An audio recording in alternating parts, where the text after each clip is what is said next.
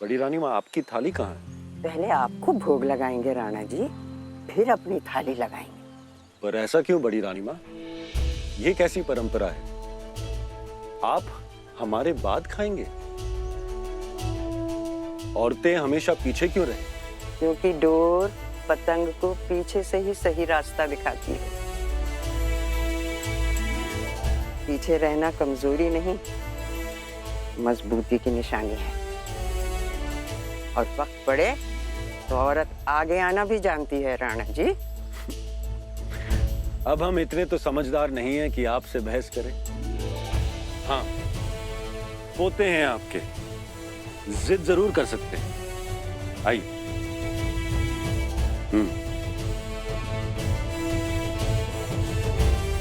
ये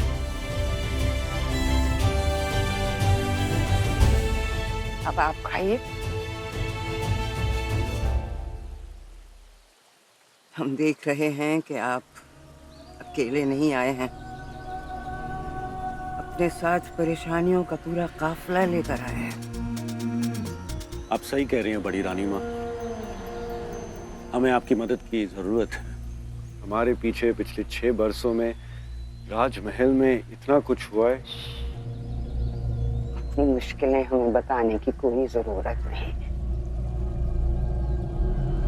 हमने जब राजमहल छोड़ा तो हमारा रास्ता दुनिया की मुश्किलों से कुछ अलग मोड़ ले चुका था। लेकिन अगर आपको हमारी मदद चाहिए तो हम इस दुनिया में जरूर वापस आएंगे। आपके लिए हम कुछ भी कर सकते हैं। बड़ी रानी माँ, हम आपसे शिमला वाले सूर्य महल को बेचने की इजाजत मांगने आए हैं। आप राजा हैं राणा जी, आमेर कोट का सब कुछ आपका है। आप जो चाहे करें, किसी से इजाजत लेने की जरूरत नहीं। हम जानते हैं, पर फिर भी हम आपसे माफी मांगना चाहते हैं, क्योंकि हम जानते हैं कि गर्मियों के वक्त आप वहां जाती हैं और अब हमारी वजह से आप... ना, दुख घर से अलग होने का होता है राणा जी, और वो हमारा घर नहीं है। तो आपका घर कहाँ? जहाँ आप हैं वहीं हमारा घर है।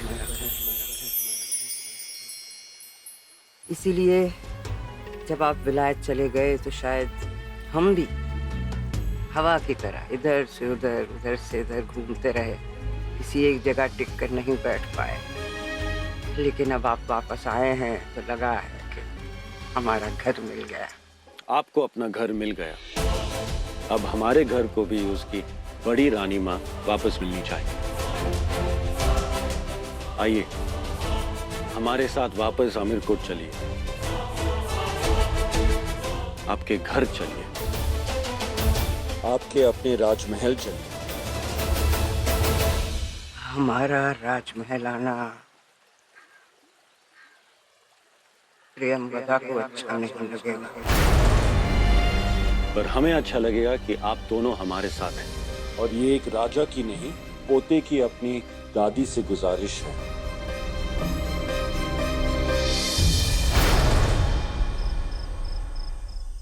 माँ, अम्बे माँ ने सुन ली तुम्हारी। अरे बाबूजी, मैंने और अंबुजा ने दामोदर जी को दोबारा मना लिया है। वो इस रिश्ते के लिए तैयार हो गए।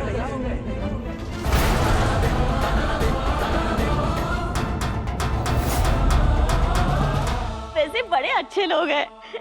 उन्हें पता है कि गायत्री नादान है और नादान की पहली गलती माफ होती है, तो पर ये गलती दोबारा नहीं होनी चाहिए।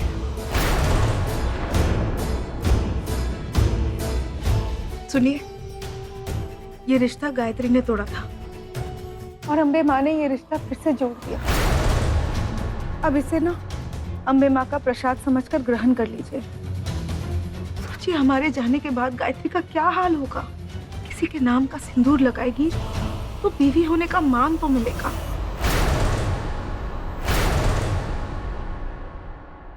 वैसे एक तरीके से ऐसा नहीं कर रहे वो लोग। लड़की की शादी तो वैसे भी घाटे का सौदा होती है। गंगा कसम, लड़की भी दो और ससुराल में इज्जत भी ना हो उसकी। दुनिया के बाजार का यही दस्तूर है सासू माँ। अगर दुनिया एक बाजार है, तो मैं इस बाजार में अपनी बेटी का सम्मान खरीद कर रहूंगी। गायत्री सेठ गोविंद की बेटी है, दहेज में इतना देंगे कि उनकी गर्दन झुक जाएगी।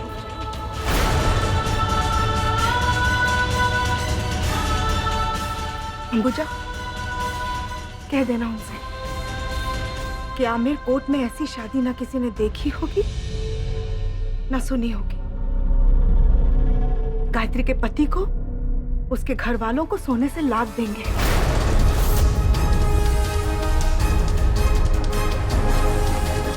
और घर आए लक्ष्मी की इज्जत तो सभी करते हैं ना चंपा।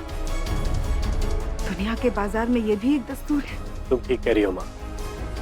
और अगर गायत्री अपने ससुराल में खुश न रह पाए तो ये धन किस काम का? गायत्री,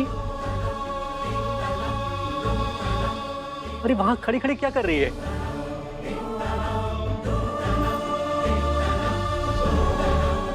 अरे तू रो रही है पगली? अब तो तेरे खुशी के दिन आ रहे हैं। देखना गायत्री, तुझे मैं रानी की तरह विदा करूंगा और इतने धूमधाम से तेरी शादी करूंगा कि पूरा अमीर को देखता रह जाएगा।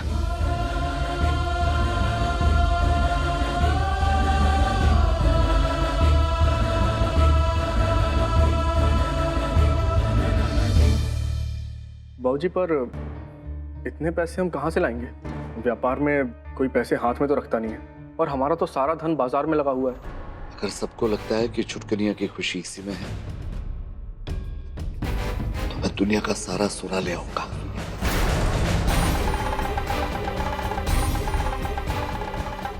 लेकिन अब जल्द से जल्द छुटकनिया की सगाई हो जानी चाहिए। गायत्री की शादी तो अब होके रहेगी।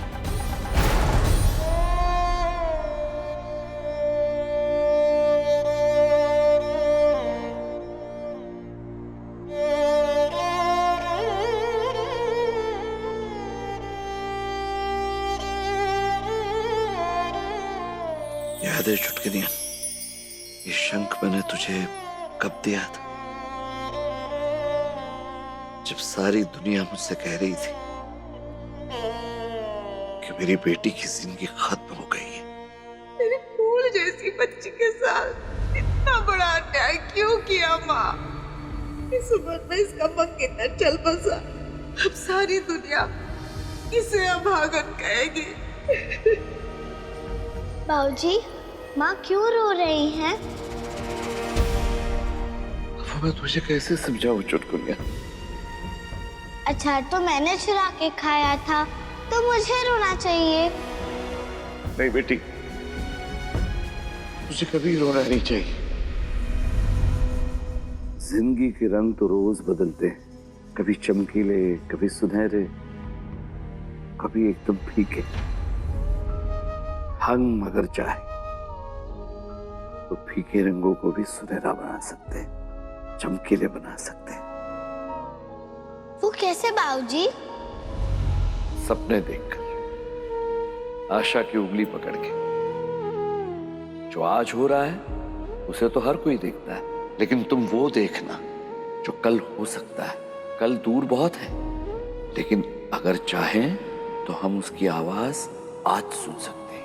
कल बहुत तेज बोलता है। नहीं तो बताइए ना, हम उसकी आवाज कैसे सुन सकते हैं?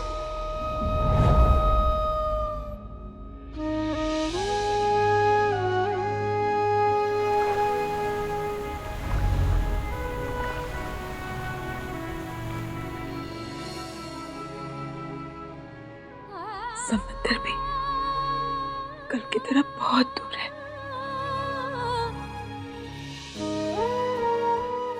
और अगर हम चाहें तो हम उसकी आवाज सुन सकते हैं। ये भी कल की तरह बहुत तेज बोलता है।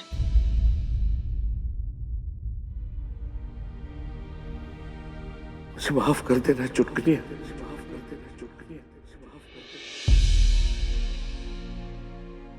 मैंने तुझे उम्मीदें दी, सपने दिए, ताकि तू हमेशा आकाश में उड़ती रहे। तब क्या पता था कि दुनिया एक दिन तेरे पर काट देगी। अगर मैं हमेशा तेरे साथ रहता तो तेरे पर कभी कटने नहीं देता, लेकिन मैं क्या करूं, मैं हमेशा तेरे साथ नहीं रहने वाला, और तब ये घर भी तेरा नहीं रहेगा। अब मुझे समझ में आया कि बेटी का मायका उसका असली घर नहीं होता, उसका असली घर तो ससुराल होता है। और जैसी ससुराल तुझे चाहिए वैसी ससुराल मैं तुझे नहीं दे पाया। मुझे माफ कर देना बेटी। नहीं भाऊजी, दोबारा ऐसे कभी मत कहना। आप मेरी हिम्मत है ना, मैं ना ही अपने आप को डूबने दूंगी और ना ही अपनी हिम्मत को।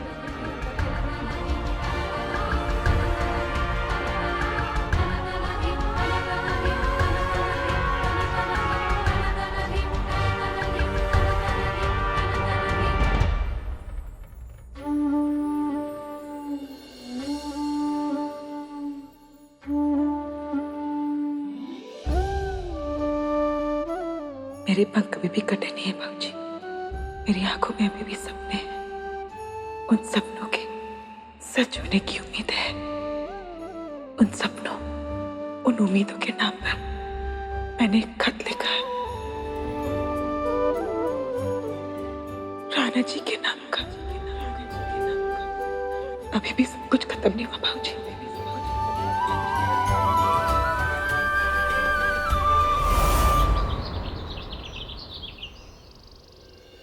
राजमाता, एक खुशखबरी है।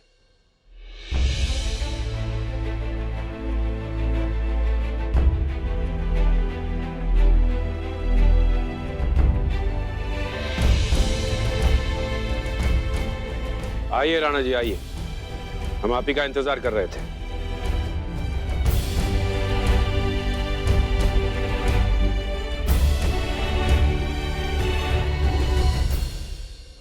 बहुत बुरी खबर है।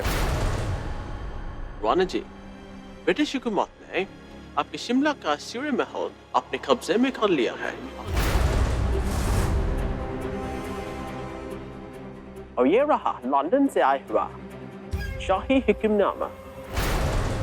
बड़ी रानी माँ, हम आपसे शिमला वाले सूर्य महल को बेचने की इजाजत मांगने आए हैं। आमिर कोर्ट का सब कुछ आपका ही है, आप जो चाहे करें। इस मेहरबानी की वजह हम जान सकते हैं? वजह हम आपको बताते हैं राणा जी। हमारी माँ, अमेरकोट की बड़ी माँ, अगर बेघर हो रही है तो सिर्फ इस वजह से कि आपने लगान दुगना करने से इनकार कर दिया। अब अंग्रेज हुकूमत अपना नुकसान तो पूरा करेगी ना। राणा जी, आप अमेरकोट के किंग है क्योंकि हमने आपको किंग बने रहने दिया है। असली राज तो ब्रिटिश एम्पायर का है। आपने हमारा प्रपोजल ठुकराने की जो भूल की है, ये उसी का नतीजा है। Thank you. राइट।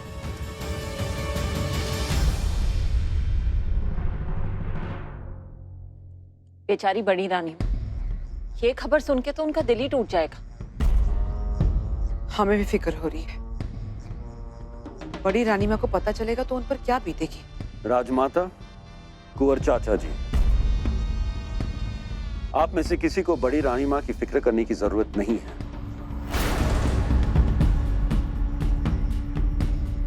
वो बेघर नहीं होंगे। वो कैसे? आपने आज की बुरी खबर तो सुना दी, अब आज की अच्छी खबर भी सुनिएगा। हम बड़ी रानी माँ से मिले थे और बड़ी रानी माँ हमारे कहने पर हमारे साथ यहाँ रहने के लिए राजमहल में आ रही है।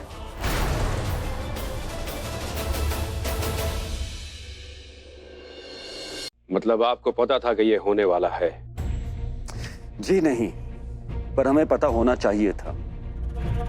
शायद हम अपने दुश्मनों पर उतनी नजर नहीं रख रहे हैं जितनी वो हम पर रख रहे हैं।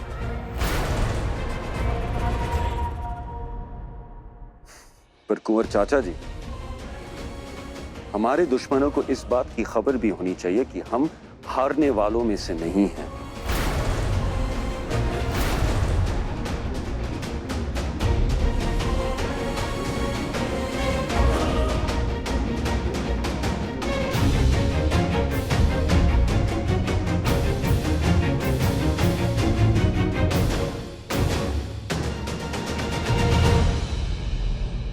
हरे राम, राणा जी लौट आए। उनकी डाक ये रही हुकुम।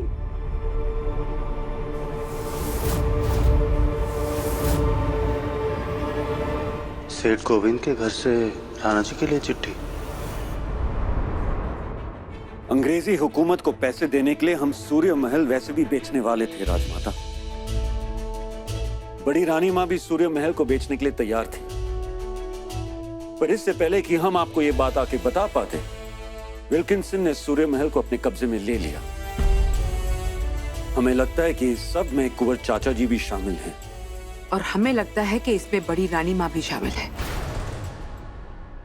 आप उन्हें जानते नहीं है राणा जी। जैसी वो दिखती है ना वैसी है नहीं। आपको लगता है कि उन्हें प्यार से मतलब है?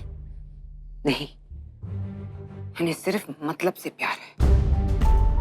राजमाता, आप बड़ी रानी मां के बारे में जो चाहे सोचना है सोच सकती हैं, पर सच तो यह है कि वो हमसे सच्चा प्यार करती है और हमारे लिए कुछ भी कर सकती है।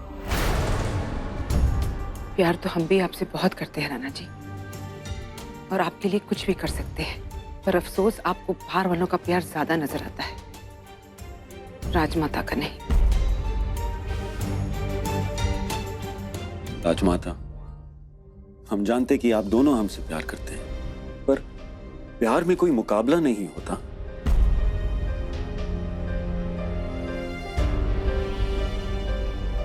जिससे मुकाबला होता है उससे प्यार नहीं होता। खैर, फिलहाल बात राजमाता और राजमाता के सास के संबंधों से बहुत बड़ी है। बात है रियासत पर चढ़े सेठ गोविंद के कर्जे की। हमें लगता है कि सेठ गोविंद से मिलने का अब वक्त आ गया है। पता तो चले उनके दिमाग में क्या चल रहा है। हमें यकीन है कि आमिर कोर्ट में ऐसा कुछ तो होगा जिसके बदले में सेठ गोविंद हमें थोड़ा और वक्त दे सके।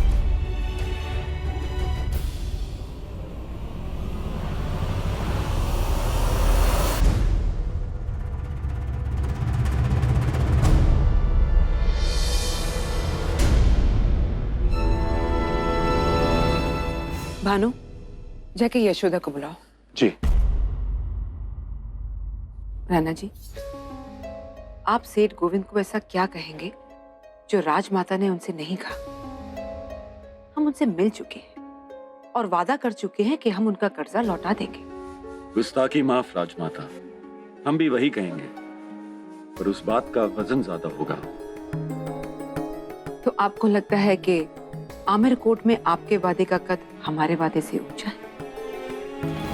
कद तो आपके वादे का ही ऊंचा है, पर हमारा वादा सिंहासन के ऊपर खड़ा है और देखने वालों को वो ज्यादा ऊंचा लगता है। ठीक है, आपको गोविंद सेठ से बात कर लेनी चाहिए।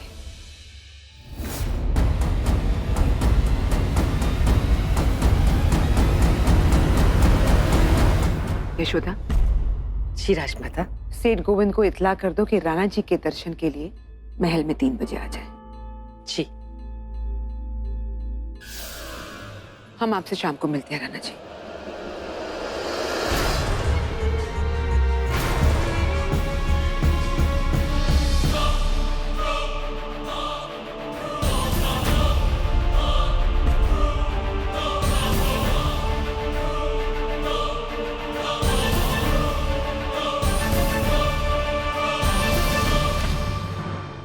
भानु, हमारी डाक में कोई ऐसा जरूरी खत है जो हमें खुद पढ़ना हो?